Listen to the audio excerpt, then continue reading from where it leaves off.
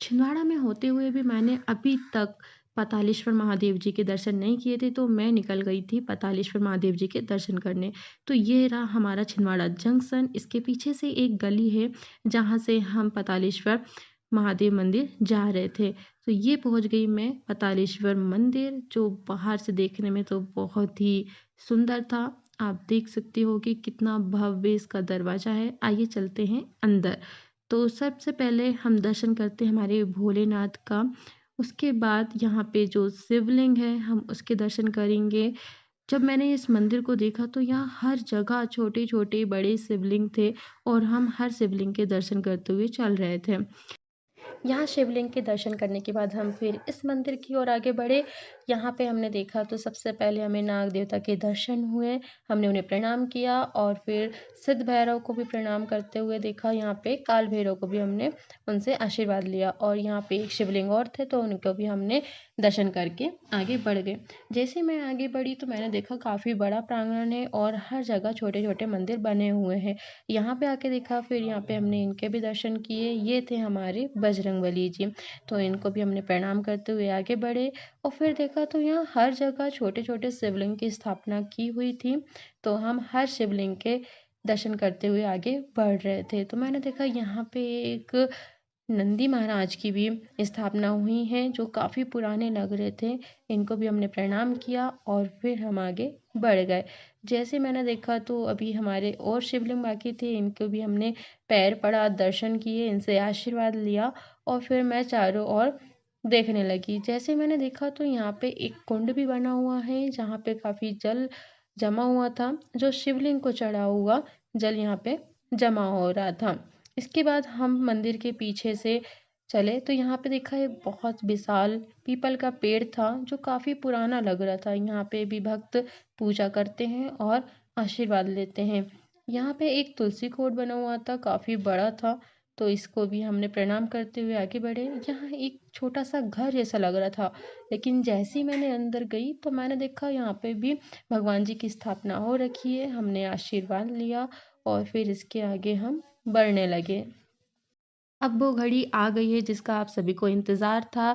जैसे कि जो मंदिर हम आए हुए हैं पातालेश्वर महादेव जी, अब उनके दर्शन करने की बारी थी तो हम पहुँच गए उनके कक्ष और यहाँ पे मैंने काफ़ी अच्छी तरीके से उनके दर्शन किए और सबसे आखिरी में दर्शन इसलिए किया क्योंकि मुझे इनके साथ थोड़ा-सा वक़्त बिताना था और यहाँ पे बैठना था। और ऐसा कहा जाता है कि इनके दर्शन इतनी आसानी से नहीं होते हैं क्योंकि यहाँ पे काफ़ी भीड़ रहती है।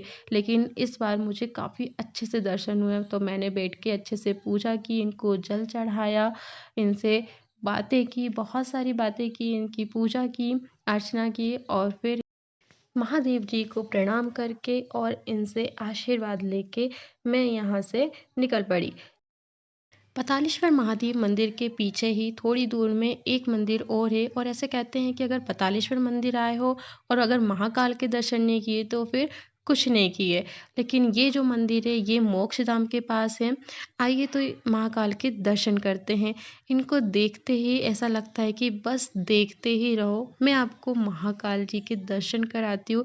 सबसे पहले ये मेरी दी हैं जो पूजा कर रही हैं नंदी महाराज की और ये रहे हमारे महाकाल। महाकाल को देख के ऐसा लग रहा था कि बस इनको देखते ही रहूं क्योंकि इतने सुंदर लग रहे थे। और यहाँ पे एक शिवलिंग भी है जो बहुत ही प्यारा लग रहा था। जो शिवलिंग मैंने अभी तक पहली बार देखा है क्योंकि मैंने अभी तक ऐसा शिवलिंग देखा नहीं था।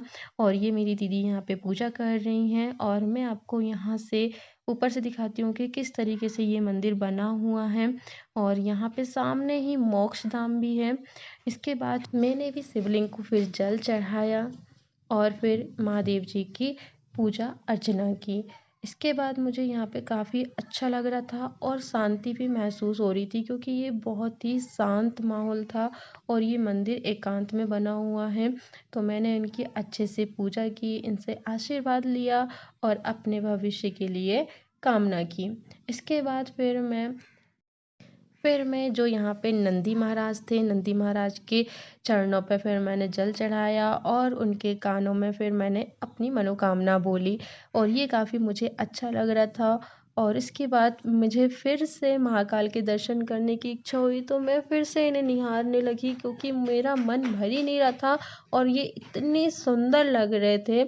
और ये मूर्ति मैंने पहली बार देखी हुई है महादेव जी की, जो इतनी सुंदर तरीके से बनाई हुई हैं। और फिर मैंने सभी देवी देवताओं के भी यहाँ पे दर्शन किए। आप देख सकते हो यहाँ पे महादेव जी की छोटी सी मूर्ति भी है और इनको देखने का तो बस मन ही नहीं भर रहा था, बस देखते ही रहो। इसके बाद सामने ही यहाँ पे बहुत ही अच्छी तरीके से यहाँ पे सजावट की हुई थी और ये सब तरीके से बनाया हुआ था। आप नंदी जी को देख सकते हो और यहाँ पे पेड़ से लिपटा हुआ बहुत बड़ा नाग बनाया हुआ था जो काफ़ी विशाल था और अच्छा लग रहा था देखने में। यहाँ भी एक शिवलिंग है और इस शिवलिंग के भी हमने दर्शन किए, आशीर्वाद लिए महादेव जी से। और आप देख सकते हो यहाँ पे कितने बड़े बड़े पेड़ है और चारों तरफ हरियाली छाई हुई है, काफ़ी अच्छा लग रहा था ये देख के। फिर हमने काल भैरव मंदिर के दर्शन किए, तो यहाँ देख के अच्छा लगा कि हमें सच में काल भैरव के और नंदी महाराज के दर्शन हुए, इनको भी हमने प्रणाम किया। और फिर यहाँ पे एक बहुत ही अच्छी चीज़ें सीखने को मिली। एक दीवार पे लिखा हुआ था जो सच में हर मनुष्य के लिए बहुत ज़्यादा ज़रूरी है। यहाँ पे दीवार में लिखा हुआ था कि आपको मनुष्य जीवन टीवी सिनेमा देखने, नशा करने, भ्रष्टाचार करने के लिए नहीं मिला है। तो ये सही बात है, तो अपने जीवन का सदुपयोग। ये रहे पातालेश्वर महादेव जी के दर्शन और मैं आशा करती हूँ कि जिस तरीके से मुझे आनंद आया है, आपको भी दर्शन करके काफ़ी आनंद आया होगा। तो महादेव जी के लिए एक लाइक तो बनता है और कमेंट में जय श्री महाकाल ज़रूर लिखिएगा। तो इसी तरीके से और भी मंदिर के दर्शन करने के लिए आप मेरे चैनल को सब्सक्राइब कीजिए, लाइक कीजिए, कमेंट कीजिए और शेयर कीजिए।